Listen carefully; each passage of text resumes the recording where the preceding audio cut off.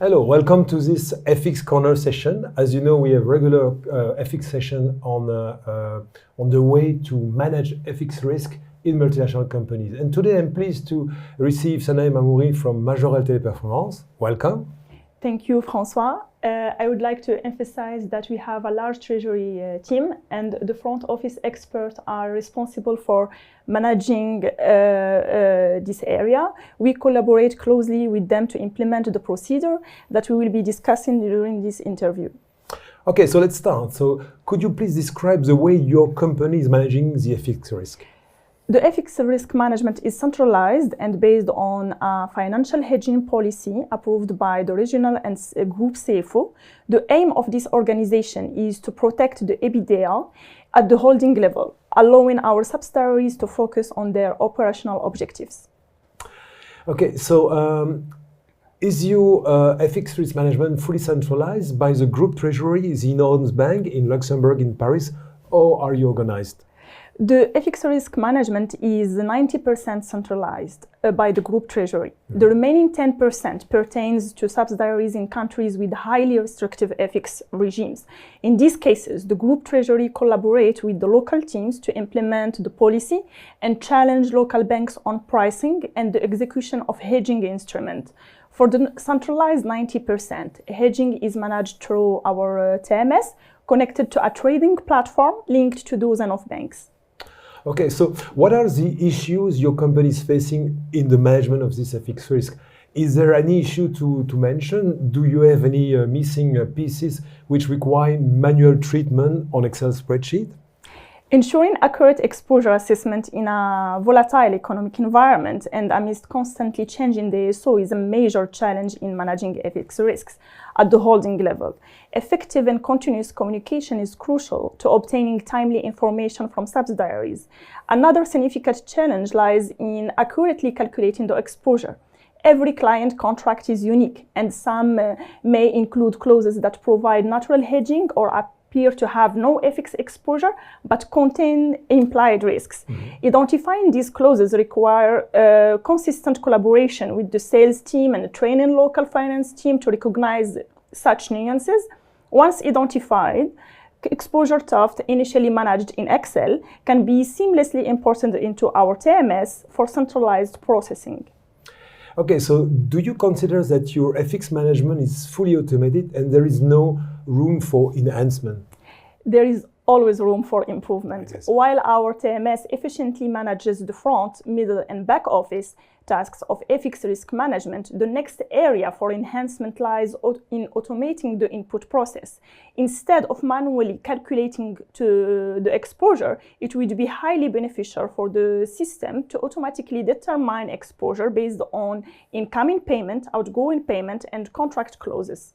And how do you manage the pre-trade phase and the identification of the underlying exposures? How are you reported and how are they treated in real time?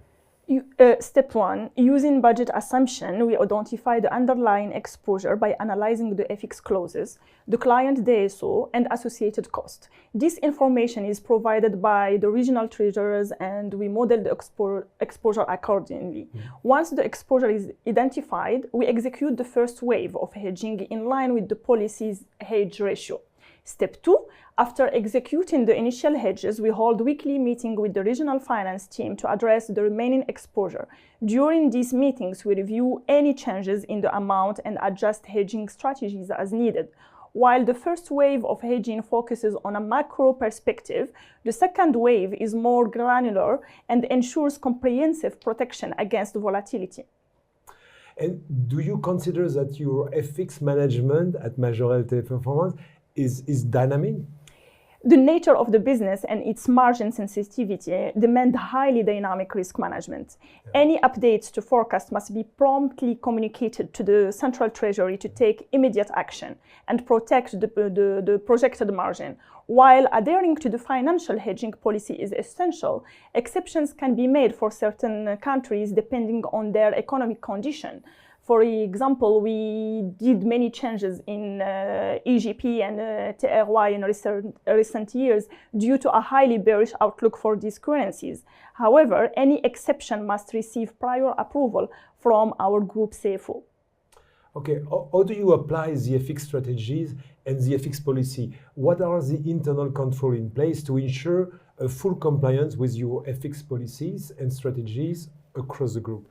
The hedging policy outlines the authorized instrument and strategies to be used based on the first wave of hedges, key levels including stop loss threshold monitored daily, and maximum minimum hedge ratios. Hedging strategies are adjusted accordingly to market movement. We typically use limit orders to forward NDF and aim to capitalize on the volatility curve when using options.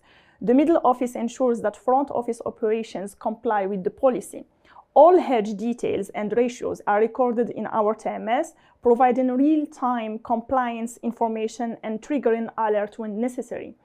Additionally, a compliance committee chaired by our group CFO and treasury members convenes monthly to review adherence to the policy. Okay, so and if you have identified the missing piece in your organization of the tools for the FX management, what would be your dream solution? What would be your wishes? And I would say in an ideal world of, let's say, fully automated processes. Yeah. Do you have example of things that would be interesting for you? As I mentioned earlier, the primary challenge lies in accurately identifying the exposure. It would be highly advantageous to have a system capable of automatically identifying and calculating exposure based on income, cost, and FX clauses.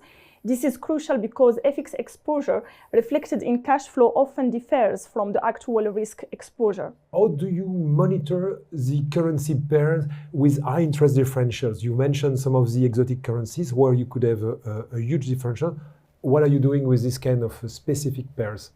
High interest rate currencies result in significantly elevated forward swap points. To capitalize on this situation, as we are typically sellers of euro, US dollar, and buyers of such currencies, we sometimes lock in the swap point by entering into a swap contract. Once the swap points are secured, we gain the flexibility to monitor and execute at the most favorable rate aligned with the budget assumption. Okay, so do you apply the netting of exposures and natural hedging in some countries?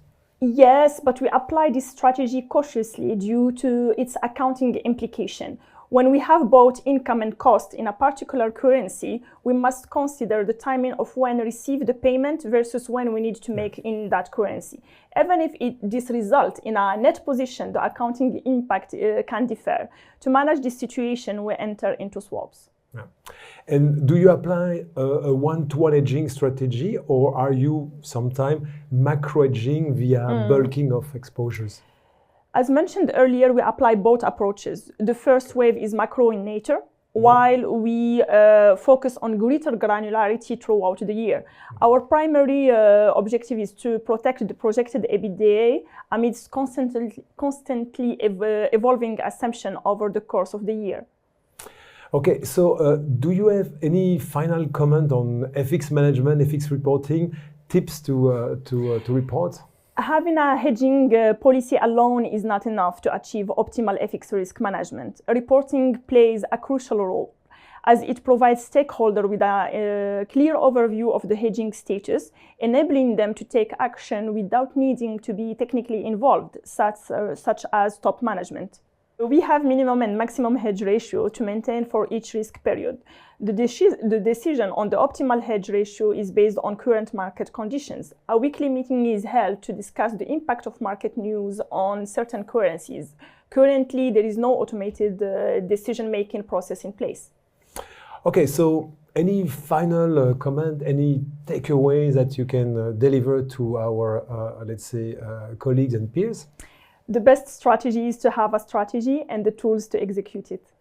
Very interesting final comment. So thanks a lot for this insightful comments and takeaways. I hope that you have enjoyed this session and see you for the next session. Sanae, Thank you, thank you very much. Thank you.